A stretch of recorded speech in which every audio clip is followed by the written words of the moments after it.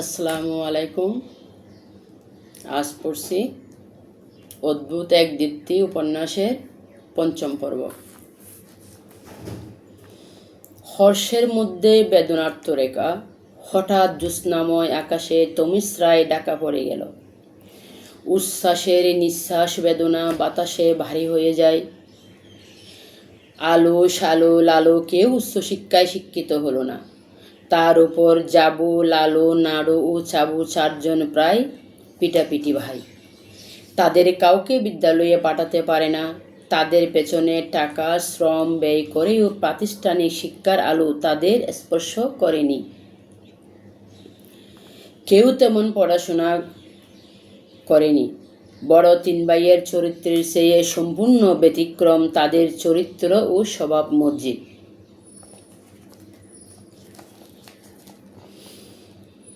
কিন্তু পরস্পরের মধ্যে মনের বেশ মিল।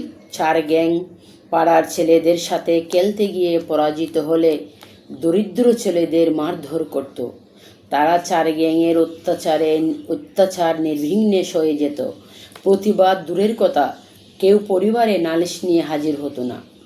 দুর্যোগে তাদের দাদা আশিক জমিদারই একমাত্র ভরসা। সুখ করে সহ্য করার কারণ দুর্ভিক্ষে ঋণ থেকে বঞ্চিত হওয়ার ভয়। যদি বঞ্চিত হয় তাদের পক্ষে বেঁচে থাকা মুশকিল হয়ে দাঁড়াবে। এই শঙ্কায় তারা চার গ্যাংয়ের দোষ জুলুম নির্বিচারে সহ্য করে যায়। যেদিকে যায় চার ভাই একসাথে ছুটে। কেউ কেউ তাদের জমিদার বংশের অত্যাচারী চার গ্যাং বলতো। তৎকালীন বেশিরভাগ রাস্তা কাঁচা ছিল। প্রচুর বৃষ্টিপাত হতো বর্ষাকালে। বৃষ্টির কাদা হাঁটু পর্যন্ত ভরে যেত। কাদা মাটির উপর হাঁটতে হাঁটতে ময়দার খামির মতো পায়ে লেপ্টে থাকত। পা পরিষ্কার করতে অনেক সময় ব্যয় হতো। তারা চার গ্যাং গরিবদের কাঁধে ভর করে বা ছড়ে বাজারে আসা যাওয়া করত। অতি দরিদ্র জনগণ, তার উপর বসবাস বন্যা কবলিত এলাকা, সেই জন্য এই আচরণ মেনে নিতে বাধ্য হতো। বিত্তশালী জমিদার বিদায় শ্রদ্ধা ভালোবাসার পাশাপাশি ভীষণ ভয় পেত। তাদের উপাধি এক রাজার 7 দন। তার মানে তারা 7 ভাই। প্রাকৃতিক দুর্যোগে ওই এলাকার ফসলি জমি চাষের অনুপযোগী। ফলে তাদের জীবন দুর্বিষহ হয়ে উঠত। খেয়ে দিয়ে স্বাভাবিক বেঁচে থাকা অনেকের পক্ষে অসম্ভব ছিল।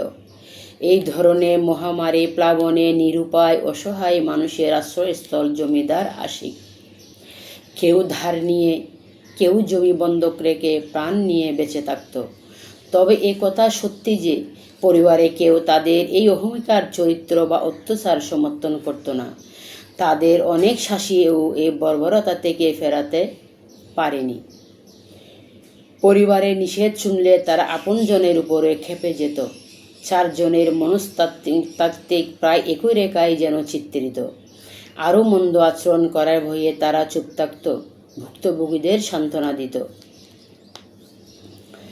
জমিদারের বড় ছেলে এ আলো। অনেক দূরের এক জমিদার কন্যা সাবির সাথে বিবাহ ঠিক করা হয়। বিয়ে উপলক্ষে 1 সপ্তাহ অনুষ্ঠানের আয়োজনে বিবাহ নিষ্পন্ন করার সিদ্ধান্ত নেয়।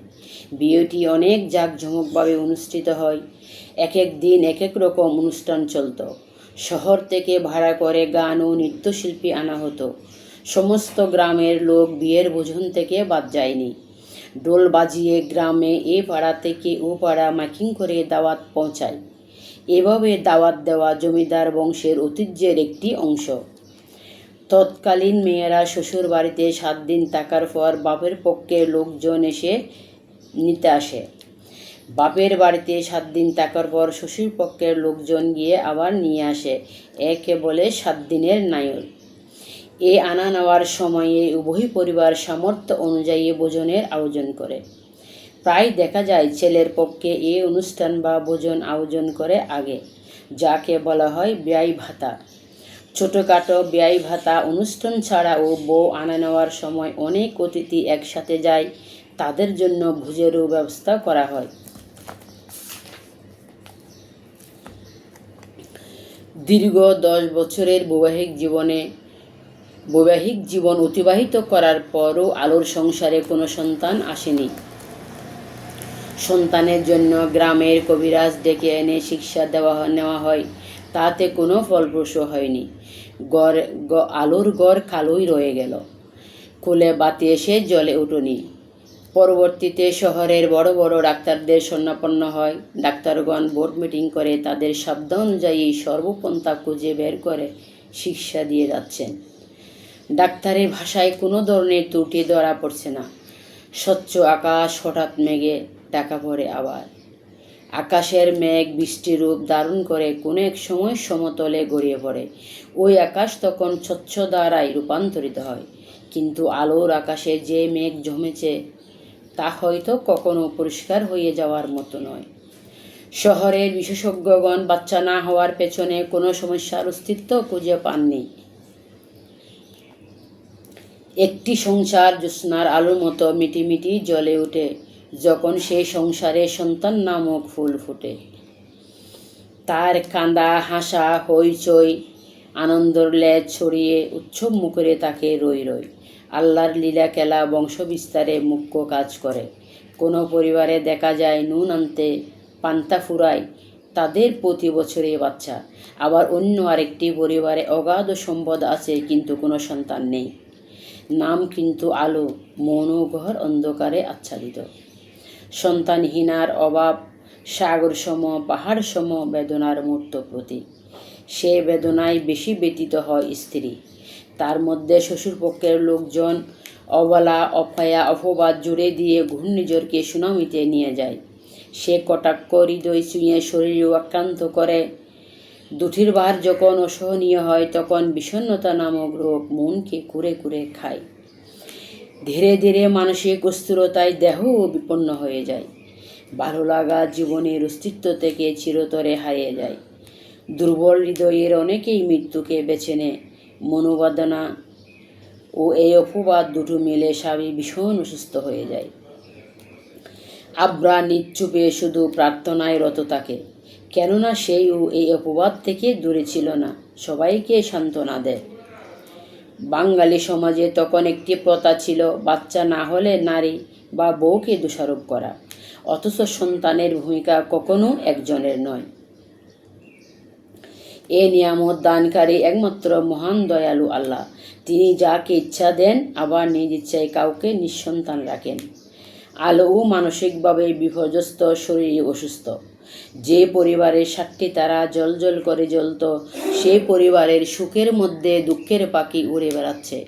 সন্তানহীনার দাহ বৈশাখী তাণ্ডব লীলার মতো শরীর ও মন উভয়কে ধাক্কা দিয়ে সুখকে তছনছ করে দুঃখের অমানিসা বয়ে দিয়ে যাচ্ছে। একে একে 6 সন্তানকে বিয়ে দেয়, তাদের কপালও একই সূত্রে গাঁথা। সন্তানহীনা শূন্যঘর শূন্যই রয়ে গেল। সন্তান না আসলে বংশ পরিচয় কীভাবে টিকে থাকবে? এ চিন্তায় হাহুতাশ করতে করতে সুখে মুহ্যমান পুরো পরিবার গতিহীনে নিস্তেজ হয়ে যায়। এই আঘাত ব্যথা সহ্য করতে না পেরে আছিয়া গুরুতর অসুস্থ হয়ে মৃত্যুমুখে পতিত হয়। হার্ট অ্যাটাক করে পরবারের স্বাদ আস্বাদন দুঃখের মধ্যে আরও শূন্যতা বাড়িয়ে চলে যায়। শিক্ষার সময়ও দেননি। শোকের ছায়া ঝর্ণার মতো নীরবে বয়ে চলছে। নিস্তব্ধতার আড়াল ডেকে পরিবারটি বা ঘরটি এখন কবর। কবর এই জন্য বলা, কারো মুখে নেই কোনো শব্দ, যেন নির্জন দ্বীপ। একদিকে স্ত্রীর বিয়োগ ব্যথা, অন্যদিকে ভবিষ্যৎ অন্ধকারে হাহাকার। দু ব্যথার মিলন সংযোগে মন ও শরীর দিন দিন জীর্ণতার দিকে জড়ো চড়ো হয়ে যাচ্ছে। মন ভেঙে যেমন চোচের, তেমনি শরীর ভেঙে অসুস্থ হয়ে পড়ে। আব্রার মৃত্যুতে অনুধাবন হয় সুখ ও শান্তির বৈশিষ্ট্য সম্পূর্ণ আলাদা ধারা ও অনুভূতি। সঙ্গত কারণে সুখ শান্তি শব্দটি যখন এসেছে, তার প্রতিচ্ছবি কেমন তা অঙ্কন করার চেষ্টা করছি। সুখ দৃশ্যায়িত বস্তু, যা চোখে দেখা যায়। সে অনুভবের রূপ, মনস্তাত্ত্বিক প্রফুল্লতা। শান্তি অদৃশ্য বস্তু, অনুভবনীয় একটি রেখা। গাড়ি বাড়ি সহ অট্টালিকার স্বাদ অনুভবের নাম সুখ। আবরার কোনো ধরনের রোগ ছিল না, সেহেতু জ্ঞান হারা হয়ে মারা যাওয়ায় প্রতীয়মান হয় মন ও দেহ অঙ্গাঙ্গিভাবে জড়িত, যেন একটি দেহের এপিঠ ওপিঠ। এখানে একটি কথা ধ্রুবতারার মতো সত্য, তা হলো মন ব্যতীত দেহ মূল্যহীন। দেহকে সুস্থ রাখতে মনের ভূমিকা অনস্বীকার্য। সে মননটি শারীরিক সুস্থতার প্রধান বাহন। তাহলে বলা যায়, সুস্থ দেহে তাকে সুস্থ মন, সুস্থ মনে তাকে সুস্থ দেহ। একটির অস্তিত্ব অন্যটির সাথে ওতপ্রোতভাবে জড়িত। প্রাণ নামক অদৃশ্য বস্তুটি সুস্থ সবল ও সচল রাখতে দেহ মন দুটোই সুস্থ থাকা চাই। মন সুস্থ থাকা মানে দুশ্চিন্তা মুক্ত থাকা। আশা আকাঙ্ক্ষা স্বপ্ন চাহিদা সবই যেন মনের পরিপূরক হয়। মনের প্রফুল্লতা বজায় রাখতে মনকে সজীব রাখতে এই পরিপূরক ইতিবাচক হতে হয়। দেহে প্রাণঘাতী কোনো ধরনের রোগ না থাকলেও শান্তির অভাবে নানান রোগ সৃষ্টি হতে পারে। বিষণ্ণতা তার মধ্যে অন্যতম মারাত্মক একটি রোগ, যা মানুষকে কুরে কুরে কেয়ে দেহ নিচ্ছিন্ন করে ফেলে। এই বিষণ্ণতা কাউকে গ্রাস করলে মনের স্বস্তি তার জীবন থেকে হারিয়ে যায়। বিষক্রিয়ায় জীবনকে বিষাদিত মনে হয়। খাওয়া দাওয়ায় শরীরের যত্ন বিষণ্ণতার অতলে তলিয়ে যায়। বেশিরভাগ বিষণ্ণতা চাওয়া পাওয়ার অপূর্ণতা থেকে। এ দোলায়িত দোলনা নিত্য দুলে মনকে অস্থির রাখে। যত্নের অবহেলাতে আরও নানাবিধ রোগের জন্ম দেয়।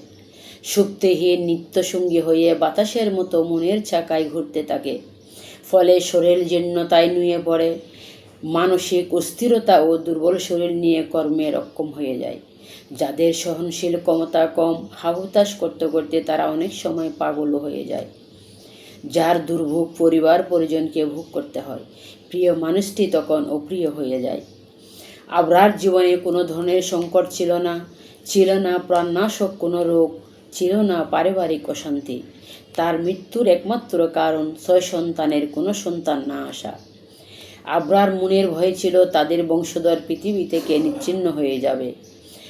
ত্রাসনের এই ছায়া নিত্য মনে ডাকা থাকত। এই ভাবনা থেকে মনের শান্তি শূন্য কোটায় চলে যায়। কোনো কারণে ভয় পেলে শরীরীয় মন অচল দ্বারায় পরিণত হয়। বুক ধরপড় ধরপড় করে, অনেক সময় ভালো মন্দের সিদ্ধান্ত নিতে পারে না। আতঙ্ক ছায়ায় মন ও শরীর এভাবে অচল অনুভব করার প্রক্রিয়ার নাম মনে হয় হাড় দুর্বল হয়ে যাওয়া। তবে এর সঠিক উত্তর দিতে পারবে মেডিকেল সায়েন্স। আবরার মৃত্যু এটি প্রমাণ করে, সুখ ও শান্তি দুটো আলাদা জিনিস, তাতে কোনো সন্দেহ থাকতে পারে না। কেননা কোনো রোগ ছাড়াই জ্ঞান হারিয়ে সে মারা যায়। এখানে স্পষ্টভাবে প্রমিত সুখের পাশাপাশি মনের শান্তি অত্যাবশ্যকীয়।